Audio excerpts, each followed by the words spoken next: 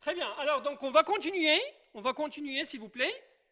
Parce que on va traiter tout de suite une réaction hein, qui est spécifique à la préparation des amines primaires. Parce que dans l'alkylation d'Hoffmann, je répète, on a vu que si on ne maîtrise pas la quantité de l'ammoniac et de l'halogénure d'alkyle, on peut aller jusqu'à la formation de l'amine tertiaire. Donc, je répète, c'est un problème de séparation, donc il faut résoudre. Donc, on peut le résoudre en travaillant avec de l'ammoniac en large excès, et dans ce cas-là, l'alkylation d'Hoffmann va donner uniquement l'amine primaire, ou il faut aller chercher d'autres réactions. Parmi les réactions qui donnent exclusivement l'amine primaire, c'est la réaction de Gabriel. La réaction de Gabriel, je répète, c'est une réaction qui donne exclusivement les amines primaires. C'est une réaction qui donne, je répète, exclusivement les amines primaires. D'accord? Et donc, on peut l'utiliser pour remplacer la réaction d'alkylation d'Hoffmann. Alors, cette réaction de Gabriel, elle utilise comme produit de départ l'acide orthophthalique. Hein? C'est un acide dont on reparlera dans le troisième chapitre, qui sera réservé aux acides et dérivés. Donc, cet acide orthophthalique, lorsqu'on va le chauffer toujours avec de l'ammoniac, hein, il va donner ce qu'on appelle le phtalimide. C'est une amide, hein, c'est une amide cyclique qu'on appelle le phtalimide. Alors, regardez bien, le phtalimide, là, il y a un hydrogène. Il y a un hydrogène sur l'azote. Cet hydrogène, il est légèrement acide. Il est légèrement acide parce que tout simplement, il est sur un atome plus électronégatif que lui. Et de plus, vous avez deux groupements carbonyles qui exercent des effets électroattracteurs moins M. On a vu que les effets électroattracteurs moins M, ils augmentent l'acidité, hein, comme les effets moins I. Les effets moins M et les effets moins I, ils augmentent l'acidité. Donc ce H qui est légèrement acide sera traité par une base, qui est le K2CO3, le bicarbonate de potassium. On peut le traiter avec le K2CO3, on peut le traiter carrément avec de NaOH. Ok? Donc, parce que le rôle de la base, ici, c'est d'arracher ce H. Donc, on va passer du phtalimide vers son amidure. Là, on parle d'amidure. On parle d'amidure, c'est comme, bon, rappelez-vous, on est 4, on a parlé de l'amidure de sodium. On a parlé de NH2, ça veut dire Na+, NH2-. Donc là, on va passer, je répète, du phtalimide vers, comment dirais-je, vers l'amidure correspondant en arrachant le H par une base qui peut être, je répète, soit le K2CO3, soit le NaOH. Très bien. Donc, parce que c'est une réaction qui se fait en deux étapes. La première, celle-là. Et la deuxième, c'est, je répète, l'attaque d'un halogénure d'alkyle. Donc ici, nous avons un amidure, devant lui, un halogénure d'alkyle. À votre avis, quelle est la réaction qui peut avoir lieu ici? C'est une substitution en nucléophile. Très bien. Donc je reprends ici, si vous permettez. Donc, bon, toujours le même problème. Voilà, donc, voilà l'amidure. Pardon, oui, l'amidure. O, N, moins, O, K+. Et devant lui, qu'est-ce que nous avons? Nous avons un Rx dont la liaison, elle est polarisée. Le principe, c'est clair. Le site, un nucléophile, va attaquer un électrophile et inversement. Donc, ce qui va se passer, c'est que le phtalimide va attaquer ici le R et on aura le départ de X. On aura le départ de X et qu'est-ce qu'on va faire?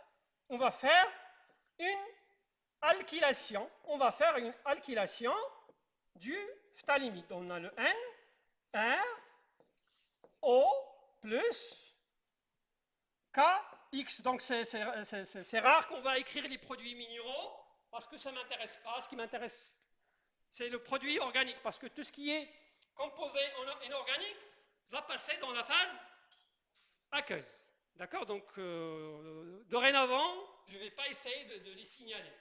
Je les signalerai dans des cas très très rares, mais je répète, donc par la suite, je ne vais pas les signaler parce que je répète, tout ce qui est produit inorganique, ça va passer dans la phase aqueuse, donc ce n'est pas la peine qu'on se casse la tête à équilibrer les réactions. Donc je répète, donc voilà, donc en présence de Rx, on va faire une alkylation, hein, on va faire une alkylation de l'amidure du phtalimide. Ok? Donc en présence de Rx, voilà, on va obtenir le phtalimide alkylé. Ok? Après, on va traiter ce phtalimide alkylé par une base. Une base qui peut être soit le NaOH, soit de l'hydrazine. On verra ça en travaux dérivés. D'accord? Donc en présence de NaOH, hein, donc en présence de NaOH, donc je travaille, je vais continuer sur le phtalimide alkylé, en présence de NaOH, ou bien carrément de l'hydrazine, NH2,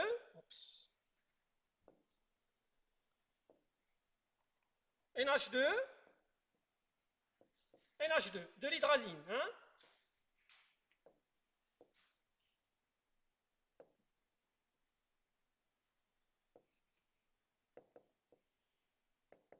Donc l'hydrazine, il va attaquer par les doublés libres, tandis que la soude va attaquer avec le OH au moins. D'accord? Donc en présence de OH-, donc le H- va jouer le rôle d'un nucléophile. Donc vous avez là un delta moins et là vous avez un delta plus. Et donc le OH- va attaquer le site électrophile qui est le carbonyle et on va assister à l'ouverture de cette liaison. Donc là je ne vais pas détailler le mécanisme, je n'ai pas le temps. On va le voir en détail en travaux dirigés, sinon vous l'aurez sur la plateforme. D'accord? Donc en présence de NaOH, donc ce qu'on va obtenir à la fin, donc on va obtenir l'amine que nous sommes en train de chercher, c'est l'amine primaire, hein, RNH2, plus un sel d'acide, plus un sel d'acide qui est CO au moins, Na+, et CO au moins, Na+. Okay? Donc on va obtenir de produit un composé organique qui est l'amine primaire et un sel. Donc là, c'est un sel d'acide. Vous savez bien que les sels d'acide, ils sont solubles. Hein, ils sont parfaitement solubles dans l'eau. Donc là, dans la phase organique, on va trouver que l'amine primaire. D'accord? Donc ici, là, l'amine primaire, je répète, on va le trouver dans la phase organique. Et le sel, hein, on va le trouver dans la phase aqueuse. On va le trouver dans la phase aqueuse. Et regardez, donc au lieu d'avoir 3 produits comme le cas de l'alkylation d'Hoffmann, on n'a qu'un seul produit organique qui est l'amine primaire. Donc là, le problème de séparation, ça ne se pose pas. Il suffit de faire une simple extraction liquide-liquide. Et donc dans la phase organique, vous aurez l'amine primaire et dans la phase aqueuse, vous aurez le sel d'acide. D'accord? Donc, je répète, donc, au lieu de l'alkylation d'Hoffmann, on peut faire cette réaction qui donne exclusivement les amines primaires. Ou bien dans l'alkylation d'Hoffmann, on peut l'utiliser, mais à condition de travailler avec un large excès d'ammoniac. Un large excès d'ammoniac, et dans ce cas-là, vous allez vous arrêter au stade de l'amine primaire. Très bien. Donc voilà pour cette première réaction qui donne, je répète, comment dirais-je, exclusivement l'amine primaire. Alors, autre réaction qu'on va voir, ce sont les réactions de réduction. D'accord? Donc les réactions de réduction, il y en a beaucoup. Et donc on va commencer par la réduction des amides. On va commencer par la réduction des amides. La réduction des amides, donc les amides, là l'amide sur lequel on va travailler là, c'est RCO et NH2, c'est l'amide non substitué. Parce que les amides aussi, on peut les substituer. Au lieu d'avoir 2 H, on peut avoir un H et un R, ou bien on peut avoir 2 R. On verra ça par la suite. D'accord? Mais du moment qu'on cherche uniquement l'amine primaire, là, on va travailler sur l'amide non substituée. Alors, l'amide non substituée, qui sera traitée avec le LiAlH4, l'hydrure d'aluminium et de lithium, suivi de l'hydrolyse, H2O. Ah, d'accord? Et donc ici, ce qu'on va obtenir, on va obtenir l'amine primaire. On va obtenir l'amine primaire, c'est une réaction qui marche très très bien et qui n'est pas chère, parce que tout simplement, le LiAlH4, il est disponible, ça se vend, c'est pas cher, et c'est un réducteur très très efficace. C'est un réducteur qui est très très efficace. Donc c'est une réaction, je répète,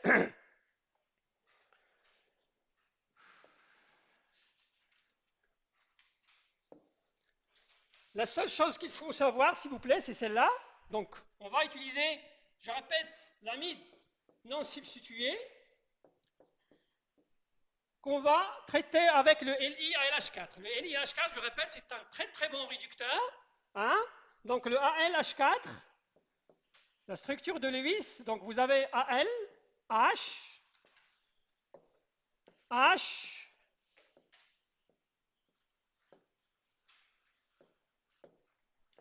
H, H, H, moins Li plus. Voilà la structure de Lewis de AlH4. LiAlH4. OK? Vous savez bien que l'aluminium, il est stable dans le cas d'un aluminium plus 3. N'est-ce pas?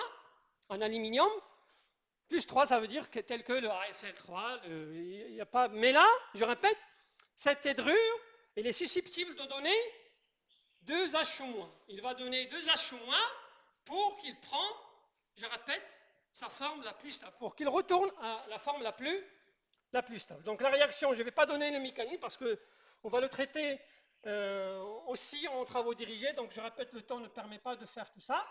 Donc là, vous avez le H qui va partir sous forme de H-. OK? Donc le H ici, je répète, il va partir sous forme de H-. Et ce H-, il va attaquer. Là, vous avez un delta-, et là, vous avez un delta+. Donc, ce H-, la cible de ce H- sera ce carbone. OK? Sera ce carbone. D'accord? Donc, on va voir, on va obtenir R, C, H, N, H2, O, Al, H, H, H, moins, Li, plus. Et la réaction va continuer. D'accord? Donc je ne vais pas tarder parce qu'il y a beaucoup de choses qui m'attendent.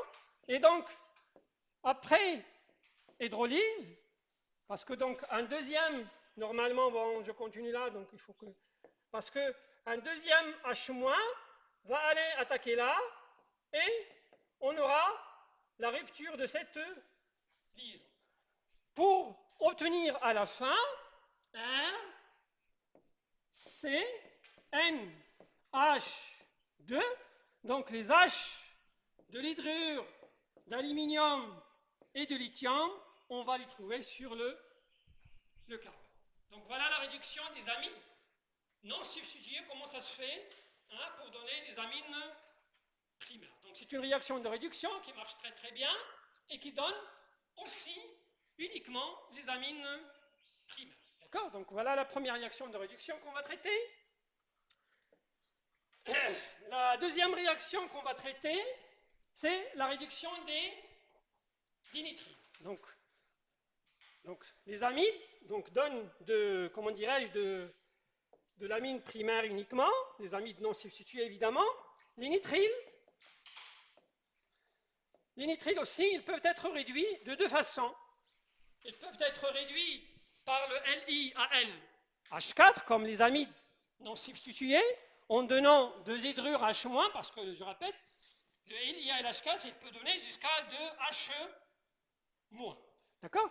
Donc, on peut utiliser soit l'hydrure d'aluminium et du lithium suivi de l'hydrolyse, ou on peut utiliser de l'hydrogénation catalytique.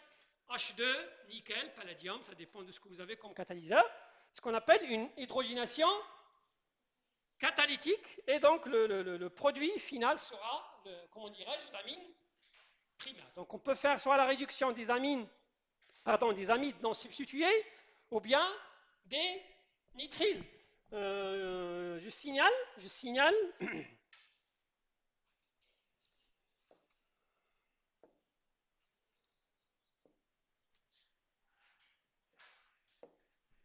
que sur les nitriles, RCN, donc en présence de LiAlH4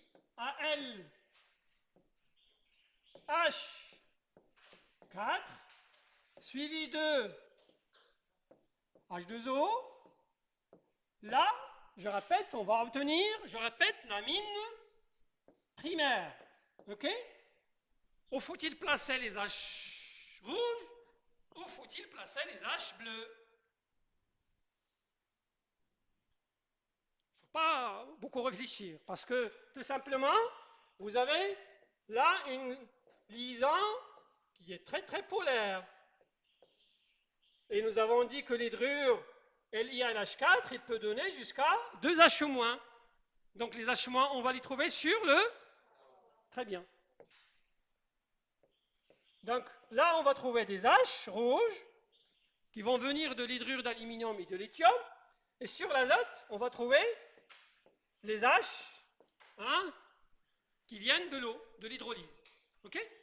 Donc, avec le LiAH4H2O, je répète, on peut préparer ces amines primaires tout seul, comme dans le cas de la réaction de Gabriel. Donc, c'est une réaction qui peut être faite aussi, je répète, avec l'hydrogénation catalytique. Donc, avec l'hydrogénation catalytique aussi, avec l'hydrogénation catalytique, H2, évidemment en excès, H2 nickel, on peut obtenir la même amine primaire. D'accord? Donc la première réaction de réduction, c'est la réduction des amides non substitués. La deuxième, c'est la réduction des nitriles. Et la réaction qu'on va enchaîner par la réaction donc de... On va enchaîner par d'autres réactions de réduction, à savoir la réaction de réduction du composé nitré. D'accord? Donc les dérivés nitrés, ce sont des dérivés qui portent un groupement NO2. D'accord? Donc le RNO2, c'est un composé nitré, donc peut être réduit. Il peut être réduit par plusieurs manières. Il peut subir une réaction d'hydrogénation catalytique, évidemment, en présence du platine ou bien du nickel. Et le résultat, c'est une réaction de réduction. On va passer d'un RNO2 vers un RNH2. OK? Ou bien, donc c'est une réaction catalytique qui utilise des catalyseurs. Donc cette réaction peut être faite par une voie classique.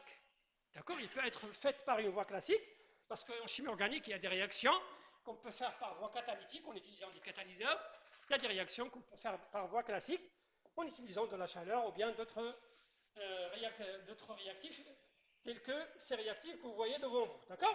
Donc le RNO2, je répète, il peut être réduit en utilisant le H2, platine ou bien nickel, ou bien on peut le réduire en utilisant un milieu acide dans lequel on peut utiliser le SN, HCl, ou bien le Zn en présence de l'acide acétique. On peut utiliser le fer aussi. Donc je ne vais pas donner tous les réactifs, mais sachez qu'il y a aussi le fer en présence de l'acide acétique. Et le résultat, ça sera toujours la préparation de l'amine primaire. Ça sera toujours la préparation de l'amine primaire. Très bien.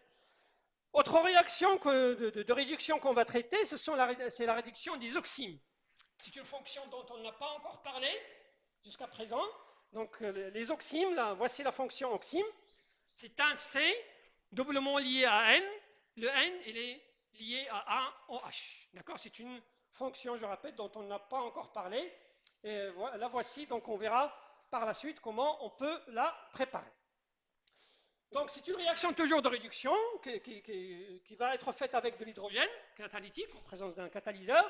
Et donc, comment dirais-je, le résultat, ça sera l'obtention de l'amine primaire. Ça sera l'obtention de l'amine primaire. D'accord? Donc, les réactions de réduction, donc, on a vu donc, la réduction des amides non substitués, on a vu la réduction des nitryles, la réduction du groupement nitré, ça veut dire du groupement NO2, et la réduction des oxymes. Donc, ce sont des réactions qui donnent exclusivement l'amine primaire. En plus, évidemment, on a parlé de la réaction de Gabriel qui donne exclusivement l'amine primaire. Donc, l'alkylation d'Hoffmann, on a commencé par l'alkylation d'Hoffmann, qui donne un mélange d'amine primaire, secondaire, tertiaire, si on ne maîtrise pas la quantité de l'halogénure d'alkyle et de l'ammoniac utilisée. D'accord? Une autre fonction, donc cette fonction, c'est la fonction imine, mais ça ressemble à la fonction nitrile, parce que l'imine, on a parlé déjà de la fonction imine, on est non? La fonction imine, bon, c'est pas la peine que je passe sur my viewboard. Voilà la fonction imine. La fonction imine, c'est un carbone doublement lié à l'azote. Cet azote, il peut contenir un H, comme il peut contenir un R. Là, on parle de l'imine non substituée. On parle de l'imine non substituée. Parce que, je répète, ce H-là, on peut le substituer par un groupement alkyle, et dans ce cas-là, on parlera d'imine substituée. Mais pour préparer, donc du moment que nous sommes dans la partie préparation des amines primaires, ce qu'on va utiliser, on va utiliser de l'imine non substituée. Et donc, en quelque sorte, les réactions qu'on a faites sur le nitrile, à savoir la réduction avec le LiAlH4 ou bien avec H2 nickel, peuvent être faites sur l'imine. Donc cette imine-là, elle peut être réduite, avec le H2 nickel, tout simplement pour conduire à la formation de l'amine primaire. Donc je répète, c'est une réaction similaire à celle qu'on avait fait sur les nitriles, parce que je répète, donc là, la différence entre les nitriles et l'imine, c'est là que nous avons une double liaison sur les imines. Par contre, sur les nitriles, nous avons une triple liaison. Donc voilà les réactions de réduction à retenir. Donc je répète, pour préparer ces amines primaires d'une façon exclusive et d'éviter, je répète, d'obtenir les mélanges. OK? Très bien. Alors, on va passer à une autre réaction qui est beaucoup utilisée en chimie organique, c'est ce qu'on appelle la dégradation d'Hoffmann. C'est la dégradation d'Hoffmann ou bien le réarrangement d'Hoffmann. C'est la même chose. Donc, vous pouvez la trouver sous le nom de réarrangement d'Hoffmann ou bien la dégradation d'Hoffmann. Alors, cette réaction, on va la faire sur les amides non substitués. Tout à l'heure, on a utilisé cet amide pour préparer les amines primaires par réduction.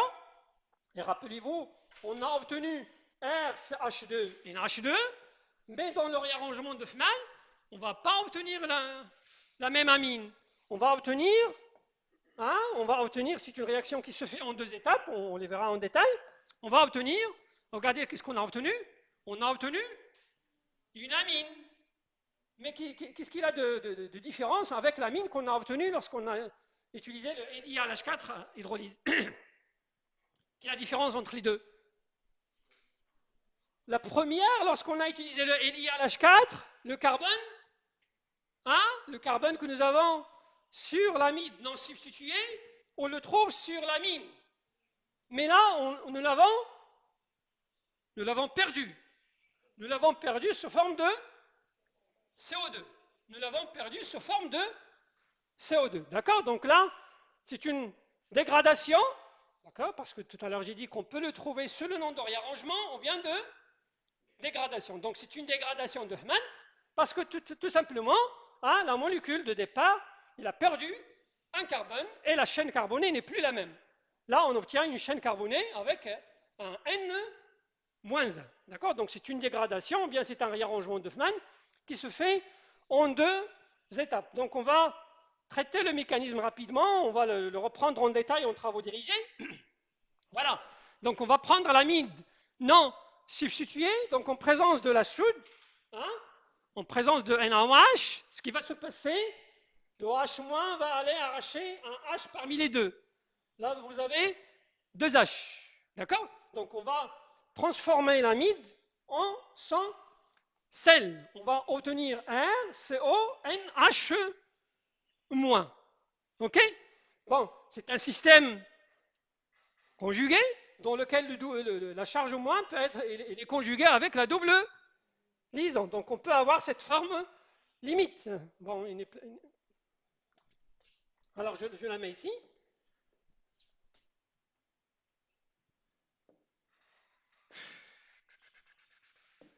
OK? Donc, R, pardon.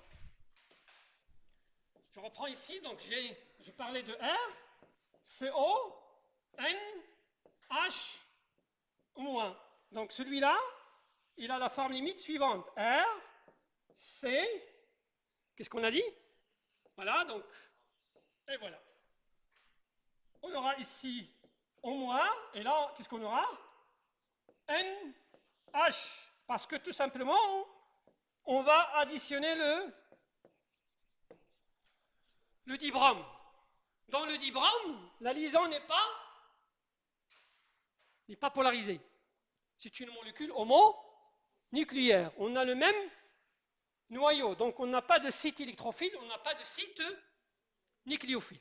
D'accord? Donc normalement, il faut qu'on travaille sur la forme limite de celui-là, parce que sur la diapositive, ce n'est pas la forme limite. Ce qui va se passer, c'est le même mécanisme que celui qu'on a fait en S4, donc on va assister au retour de la charge moins qui est sur l'oxygène, et les deux électrons qui forment la double liaison CN vont s'approcher de l'un des deux. Je répète ici, la molécule est homonucléaire, donc on n'a pas de site nucléophile, on n'a pas de site électrophile. Donc ils vont se rapprocher jusqu'à la libération, jusqu'à la rupture de la liaison BR, pour obtenir enfin R, C, O, N, BR et H. Voilà ce qu'on va obtenir. D'accord? Donc, cet intermédiaire, à nouveau, va réagir avec NaOH. OK? Cet intermédiaire va réagir à nouveau avec un NaOH. Et là, le NaOH, là, c'est une base qui va aller arracher le deuxième hydrogène. Il va aller arracher le deuxième hydrogène pour donner R, C, O, N, moins BR. D'accord? Voilà ce qui va se passer. D'accord? Donc la base va arracher le deuxième hydrogène pour donner cet intermédiaire. Et c'est ici où le réarrangement qui est mentionné sur le titre du paragraphe va se passer. Donc qu'est-ce qu'on aura? On aura le retour de la charge moins sur la liaison CN. Okay? Donc la charge moins qui est sur l'azote sera de retour pour former une double liaison carbone-azote. Vous savez bien, le carbone, il est comment? De point de vue valence. Il est 4, il est tétravalent. Donc il ne peut pas former 5 liaisons. Donc ce qui va se passer, c'est que, donc première étape, il y a dit, c'est celle-là, la migration de la charge moins sur la, comment dirais-je, la liaison CN, et la deuxième étape, c'est le départ de R. Le R, il va partir pour que le carbone garde sa valence normale, qui est la valence 4. Et cet azote, il va migrer sur ce R va migrer sur l'azote. Donc c'est la deuxième étape, si vous voulez. Et la dernière, quelle sera la dernière? Parce que là, le moins, il a migré là. Donc on a deux liaisons, carbone, azote, et on a une troisième. L'azote, il est trivalent. Qu'est-ce qui va se passer? Le Br, il faut qu'il quitte. Le Br, il faut qu'il quitte. Hein? Voilà, le Br va partir sous forme de Br-. Voilà le réarrangement. Donc là, je n'ai pas de place. Donc ici, donc je l'écris là. Donc c'est là où on va avoir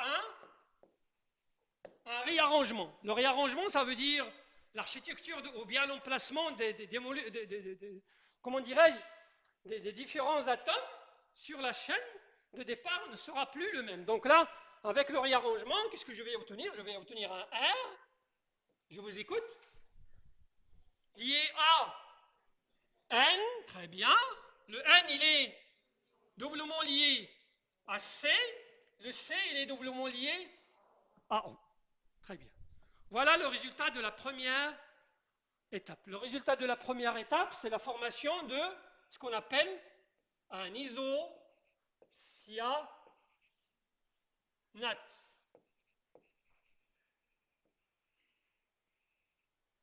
D'accord? C'est la formation de l'isocyanate. D'accord? Donc, l'amide en présence de... On va reprendre ce mécanisme en travaux dirigés, hein, ne vous inquiétez pas. D'accord? Donc, l'amide non substitué, traité dans un premier temps avec... traité dans un premier temps avec NaOH Br2, hein? D'accord? L'amide traité dans un premier temps avec NaOH Br2 va donner ce qu'on appelle l'isocyanate. Très bien. Le voici. D'accord? Donc la première étape va donner lieu à un composé qui est très très stable qu'on appelle isocyanate. Et donc la deuxième étape va venir, ça veut dire l'attaque de l'hydrolyse avec de l'eau. L'hydrolyse avec de l'eau, hein, donc l'eau, en présence de l'eau, ce qu'on aura, voilà ce qu'on aura. Qu'est-ce qu'on aura ici? Bon, permettez-moi de revenir sur my viewboard.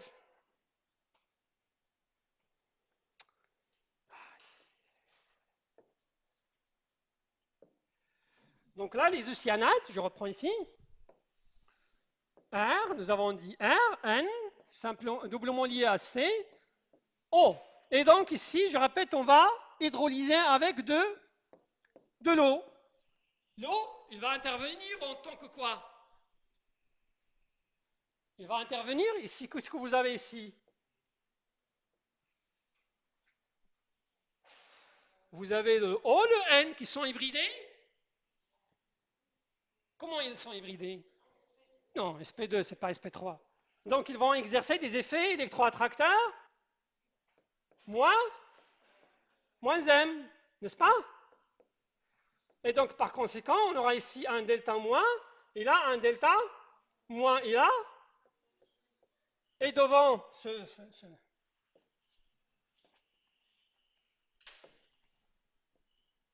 Et donc ici, vous avez de l'eau. L'eau qui va jouer le rôle d'un nucléophile non chargé, tout simplement. Donc l'eau va attaquer par son doublet ce carbone. Et on va avoir R, N, C, O, O. Donc ici les H que vous avez sur l'eau. L'un, je vais le trouver sur la fonction acide et l'autre, je vais le trouver sur l'azote. Donc voilà l'eau, comment il va intervenir. Il va intervenir en faisant l'hydrolyse de cette fonction isocyanate qui va donner cet intermédiaire. Et donc il va évoluer par une simple décarboxylation, donc une décarboxylation, avec une simple décarboxylation, hein? Avec une simple décarboxylation. Une décarboxylation, ça veut dire on va se débarrasser de la fonction acide. La fonction acide carboxylique, c'est CO2H. Donc, moins CO2H, hein, moins CO2H. Donc là, la rupture de cette liaison, hein, et donc la capture de H. Et le résultat, je répète, ça sera l'obtention, hein, ça sera l'obtention de l'amine primaire avec un carbone de moins. Avec un carbone de moins comparativement à